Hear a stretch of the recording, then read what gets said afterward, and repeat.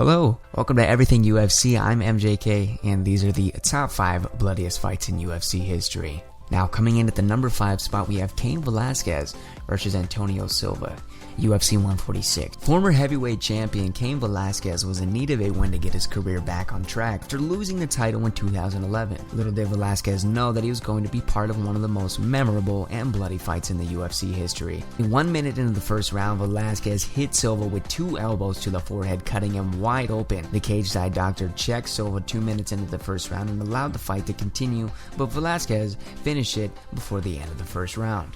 Now, the number 4 spot, Renato Bablu Solral versus David Heath, UFC 74. Leading up to the UFC 74, there was a lot of trash talk between the fighters, which fueled this gory battle.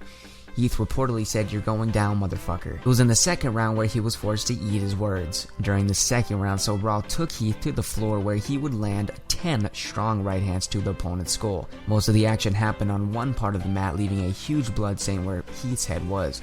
You call me motherfucker. So what you're saying is that you put him to sleep on purpose even though you knew that he tapped? Yes, he has to know. He has to learn respect.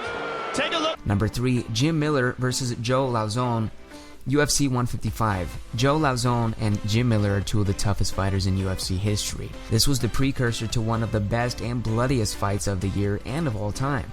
Halfway throughout the first round of the fight, Miller landed an elbow and knee that cut up Lauzon's forehead directly above the right eyebrow and the top of his head.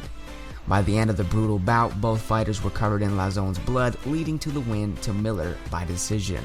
Number 2, we have BJ Penn versus Joe Stevenson, UFC 80. Every UFC fan knows the iconic image of Penn holding blood-soaked Joe Stevenson at UFC 80. With the lightweight championship on the line, both fighters were at the top of their game, but with almost 40 seconds left in the first round, Penn caught Stevens with a nasty elbow, causing blood to spill from Stevenson's forehead rapidly, and 4 minutes into the second round, Penn submitted his opponent with a rear naked choke. Due to the pressure of the choke though, this caused blood to squirt from Stevenson's forehead. Now for the number 1 spot, we have Jonathan Gaulet versus Jay Heroin, UFC Ultimate Fight Night 2.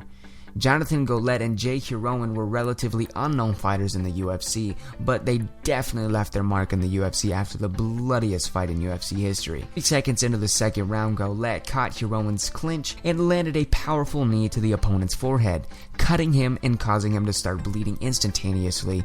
The cage-side doctor checked it immediately and let the fight continue.